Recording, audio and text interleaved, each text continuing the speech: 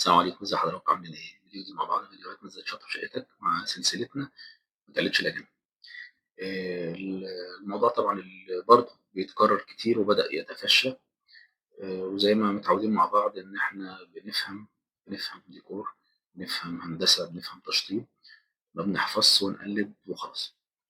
طيب زي ما حضرتك قلت العنوان، موضوع الشباك في المطبخ، وده فيه اختلاف كبير وجدل جامد، بس احنا هنحسم الكلام ان شاء الله النهارده في الفيديو بحيث تبقى انت عارف ومعاك الأدلة الهندسية واليقين والمعلومات اللي احنا دايما زي كل مرة بنتفق مع بعض في فيديوهات. بالنسبة لموضوع الشباك، الفترة الأخيرة بنشوف شباك بيتحط فوق الحوض. طيب يا باشمهندس نحط الشباك، السؤال دايما اللي بيتسأل، يا باشمهندس نحط الشباك فوق الحوض ولا البوتاجاز هو اللي تحت الحوض؟ الإجابة لا ده ولا ده. فالزورة دي بقى لا، الموضوع ببساطة ما نحطش يا جماعة موضوع الشباك فوق الحوض ولا الشباك برضو تحت ولا البوتاجاز سوري تحت الشباك. ما نحطش الشباك فوق الحوض لان ببساطه انا اصلا ايه فايده الشباك الهندسيه؟ ما احنا اللي بيفهم بيريح. طيب انا الشباك ايه فايده الشباك؟ فايده الشباك حاجتين ما لهمش تاني: تهويه طبيعيه، اضاءه طبيعيه، فقط لا غير، مش اي سبب تاني. طيب تعال نتكلم لو انا دلوقتي عامل الشباك فوق الحوض. طيب السؤال اللي هنساله لبعض: انت حاطط ليه الشباك فوق الحوض؟ ايه الفايده الهندسيه من الموضوع ده؟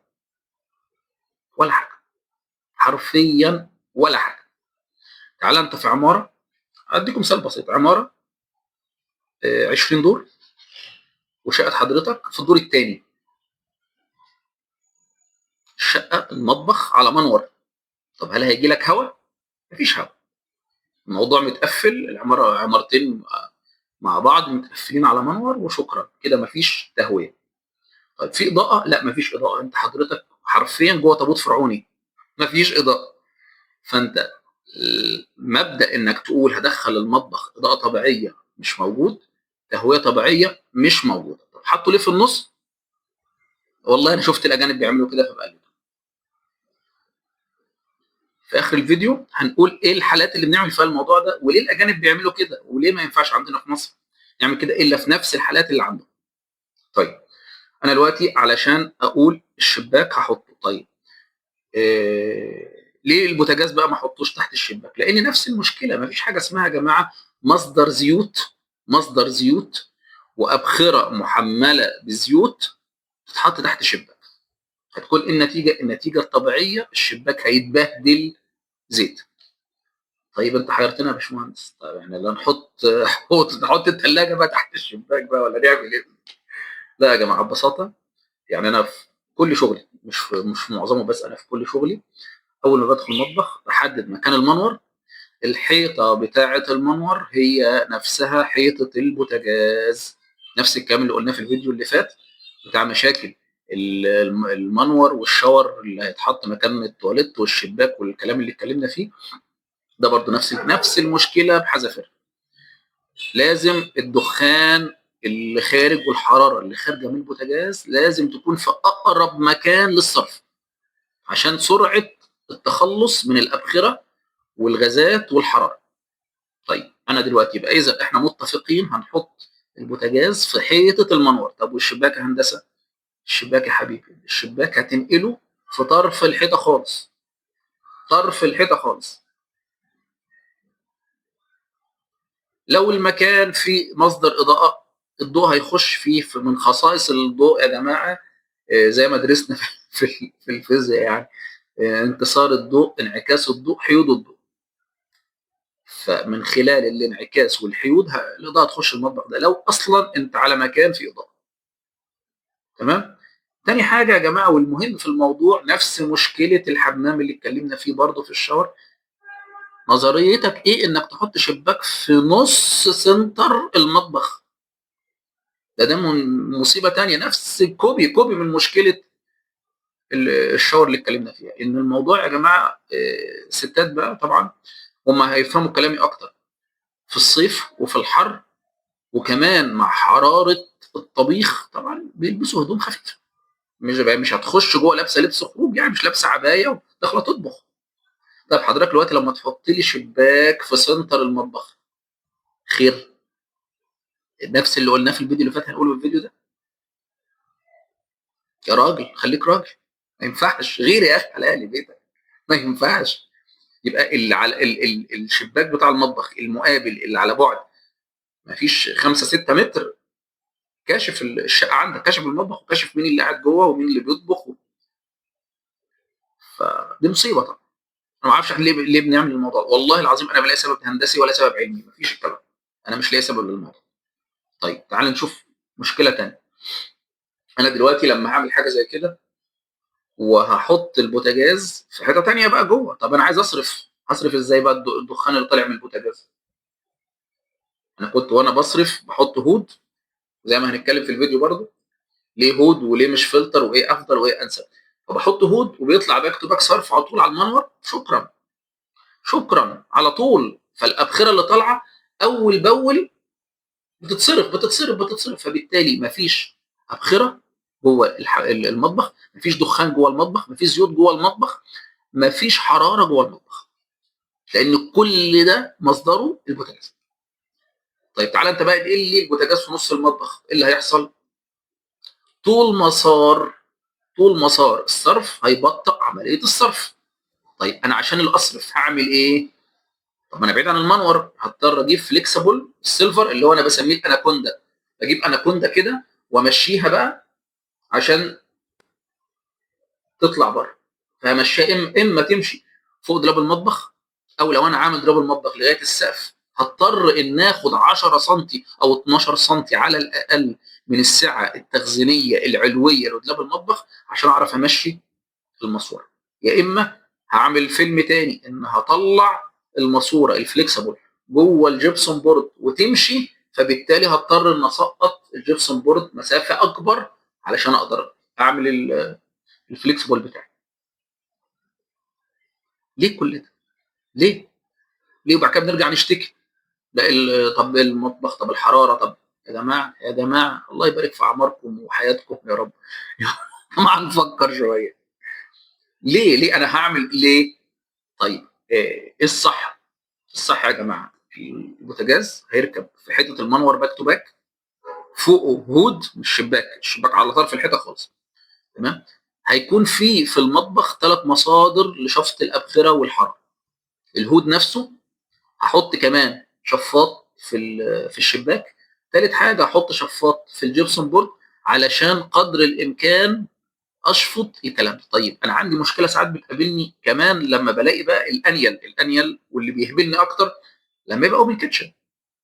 يعني اوبن كيتشن وحضرتك مش حاطط البوتاجاز في ابعد نقطه من الريسبشن، مش حاطه في اقرب حيطه للمنور، يا باشا انت كده هتخلي كل ريسبشن الناس قاعده كانها في غرزه، كله قاعد يكحكح.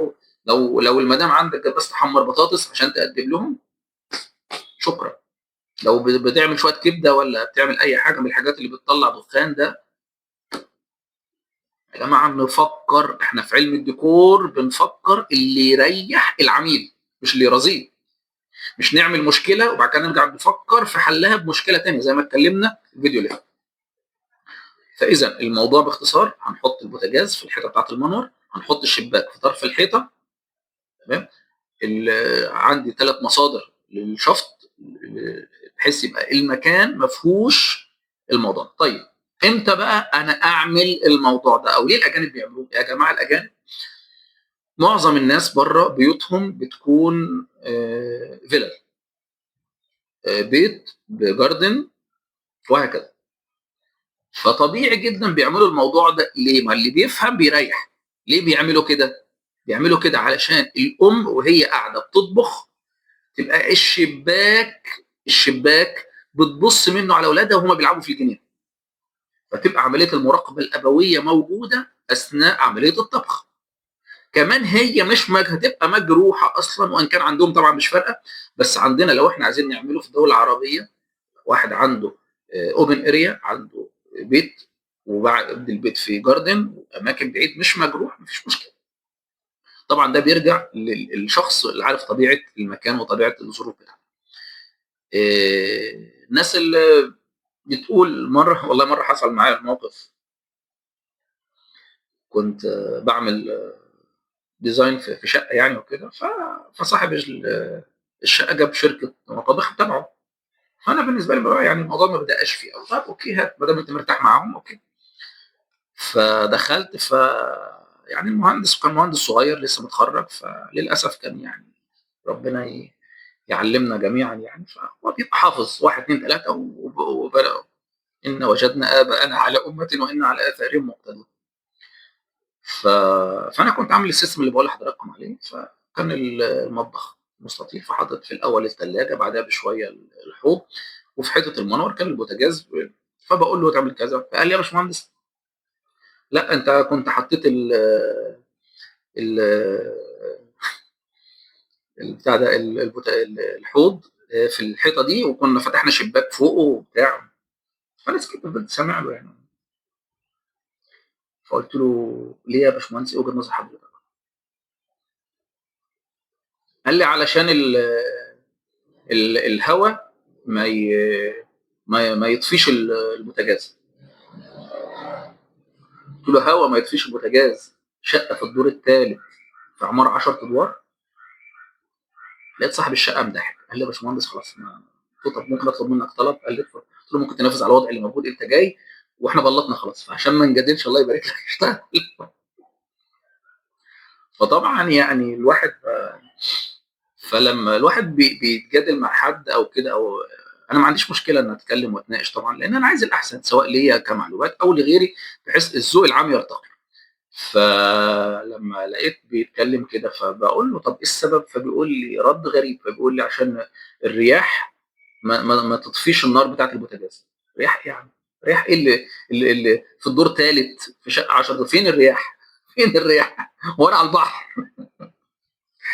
فطبعا يعني من ضمن الحاجات برضو الموضوع ده انا يعني فكرت فيه كتير، لان انا ما بحبش زي ما حضرتك خلاص انت عرفتني الفيديوهات، انا ما بحبش اقلد وخلاص، انا كائن بحب افهم. اقنعني انا معاك و... واعمل لك سبورت جامد جدا، بس تقول كلام مش منطقي يحترم ويترك. زي مره كنت سالت وانا في مرحله الموضوع ده يعني، فسالت دكتور في جامعه، دخلت اتكلمت مع دكتور في جامعه. فبقول له برضه نفس النقطه، بقول له دكتور طب ليه منتشر الفتره الاخيره في الموضوع ده إن شباك فوق الحوض؟ انا هستفيد ايه لما اعمل كده؟ طب مش المفروض الافضل البوتاجاز فقال لي رد نفس الرد تقريبا، قال لي عشان الاتربه ما تنزلش في الاكل. فقلت له دكتور اتربه في ايه؟ لو انا شقه في الدور السادس في عماره 15 دور مثلا، فين الاتربه؟ فمفيش مصدر اتربه، مفيش مصدر اتربه عشان تنزل في الاكل، وانا اصلا مش حاطط الشباك فوق البوتاجاز كمان، حاطط هود فوق البوتاجاز. فهو الدكتور مشكورا جزاه الله خيرا ما ردش عليه. ف فزي ما قلت لحضراتكم عشان ما اطولش على الفيديو، ما يبقاش كل فيديوهاتي طويله، بس الفيديوهات اللي بتبقى فيها حاجات حساسه كده ومنتشره، فلازم اقول وجهه نظري مع الادله زي ما اتعودت طبعا في حياتي كلها الحمد لله، وزي ما اتعودت مع فيديوهات مع حضراتكم. ف خلاصه سريعه كده للفيديو. عايز نعمل الشباك، الشباك هيكون في الطرف، مش هيتحط في النص خالص. مش هيتحط في النص ليه؟ ملوش اي لازمه، لا هيدخل لا اضاءه ولا مصدر تهويه. وكمان وجود البوتاجاز في مكان غير مكان حيطه المنور هيقلل ويبطئ عمليه صرف الغازات، صرف الابخره. هقدر اجيبه من مكان احطه في حيطه المنور، احط الهود بتاعي في حيطه المنور، ابدا احط الشباك على الطرف، في شفاط، في هود، في شفاط سقف كده، المكان مفيش غازات، مفيش ابخره، مفيش حراره. المدام طافل تلبس هدومها براحتها، مفيش حد لا جارحها ولا حد شايفها ولا حد بيتجسس عليها لا قدر الله والعياذ بالله ولا حاجه. وفي نفس الوقت تعرف توزع العناصر بتاعتك في مثلث الحركه بمنتهى السهوله والبساطه. يا رب الفيديو يكون مفيد لحضراتكم، شير الفيديو لانه معلومات مهمه وخطيره، ويا رب يعلمنا ويفهمنا، ومعادنا مع فيديو جديد. زي شاطر. السلام عليكم.